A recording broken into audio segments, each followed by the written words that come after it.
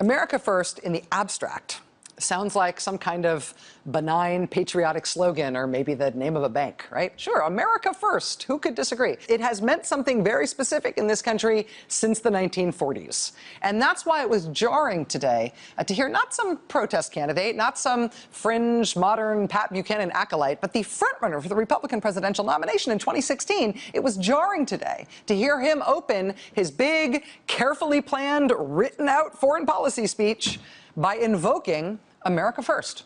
This is the insanity of the left.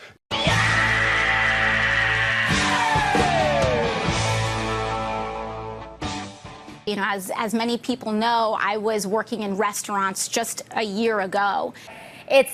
But there are a lot of Trump voting pockets of my district. And I talked to these folks, and I'll never forget, you know, and there are parts of my district that look like the middle of the country, believe it or not. You know, I represent New York's 14th congressional district. We are 50% immigrant. I represent the Bronx and Queens, Jackson Heights. Over 200 languages are spoken in my district alone. Bitch, are you dumb, stupid? The president ran a campaign that could be summarized in 2 words: America First. There's a huge difference between America First and an ideology that runs down America. My foreign policy will always put the interests of the American people and American security above all else. Has to be first. I will always put America first. America first. That could be racist. Is it racist? Racist? Why is that racist? From this day forward, it's going to be only America first. You're living in America. America first, right? You're here. Has to be. As long as I hold this office, I will defend America's interests above all else. America first. America first. Donald Trump today using America First as the organizing principle, the slogan embodying his entire foreign policy approach. This is a weird moment in American politics. It is absurd. Whatever you think of Donald Trump, we don't want America to be first? Really? That's what we've had in the last 7 years. That's the problem. Stoking racial fears. I've never called any of his tweets racist, but there's no question that he is stoking racial divisions. Chris, the core element of the president's philosophy is America First. America first. Saying that America needs to improve to get closer to an America First ideal, as the president did as a candidate, criticizing Obama, criticizing our trade deals, our foreign policy deals, our immigration policies, is out of love for America. Saying, as Representative Ocasio-Cortez did, that illegal immigrants are in effect more American than Americans is fundamentally an anti-American statement. Again, those women and children trying to come here with nothing but the shirts on their back to create an opportunity and to provide for this nation are acting more in an American tradition than this president is right now. The president is particularly upset with one particular slur by the Congresswomen. Here it is. We need to invent technology that's never even been invented yet. Here it is. So badly when they call our country garbage. Think of that. That's worse than deplorable. Here's what she actually said, talking about her proposals for the country. All of these things sound radical compared to where we are, but where we are is not a good thing. And this idea of 10% better from garbage shouldn't be what we settle for. She didn't say the country was garbage. She said some of the policies she opposes are garbage. So when someone's talking about our core, it's like, oh, this is radical. But this isn't radical. This is what we've always been. Mm-hmm. It's just that now we've strayed so far away from what has really made us powerful and just and good and equitable and productive. And so I think all of these things sound radical compared to where we are, but where we are is not a good thing. And this idea of like 10% better from garbage shouldn't be what we settle for. He's fighting against almost every way that people can actually legally enter this country, forcing them to become undocumented, and then he's trying to attack their undocumented status. We going dum dum dum dum dum. His immigration policies are racist. Quoting here, you should all end this charade and accept that this racist president wants every black, brown person deported and Muslims banned.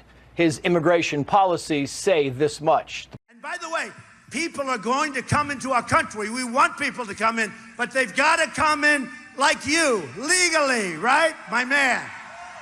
Legally.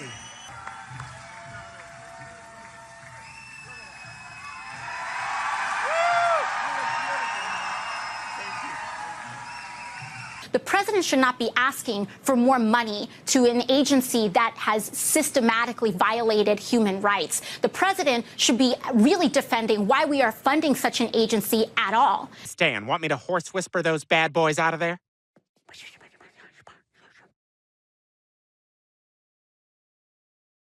What did they say?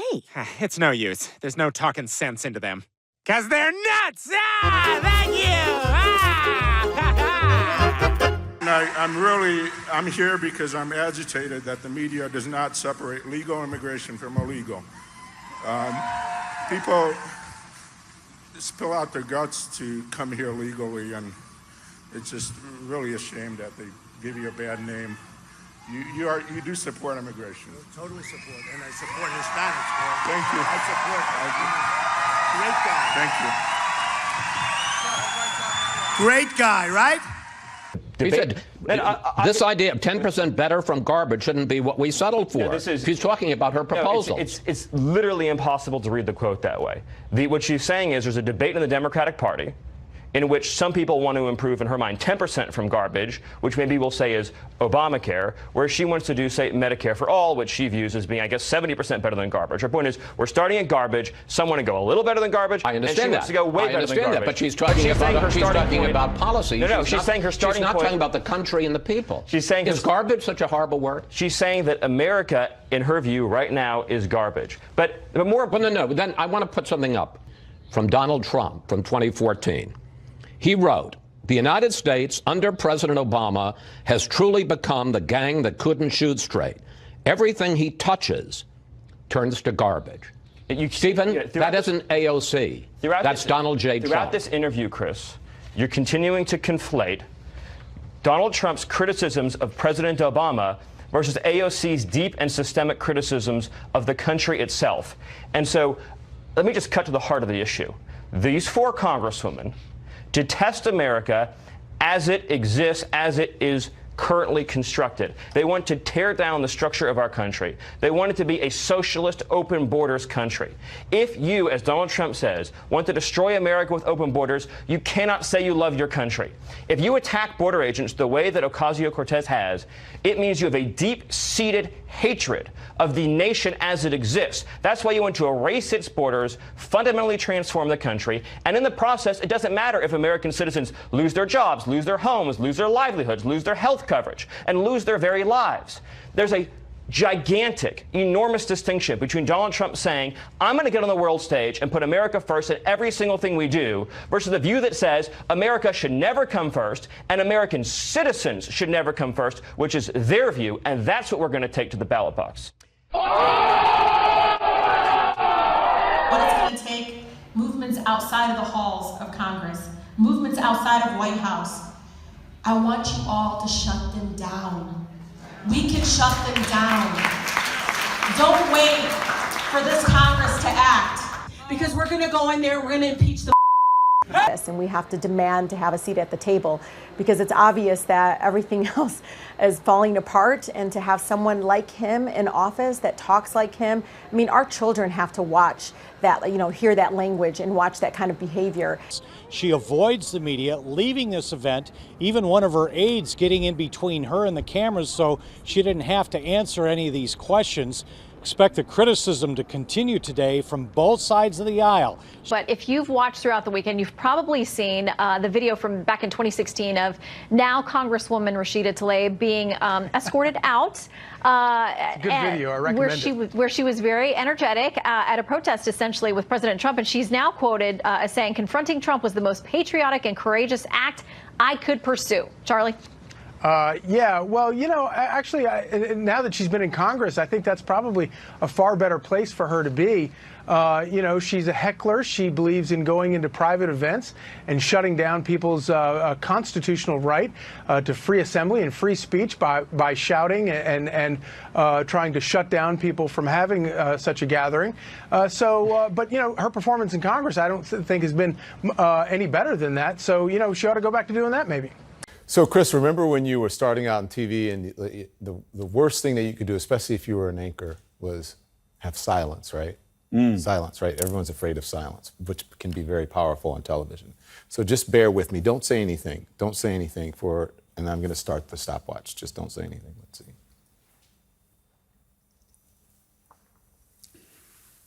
Ha! Gay!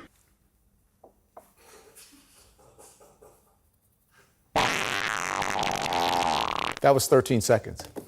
That was a long time, wasn't it? We will make America great again.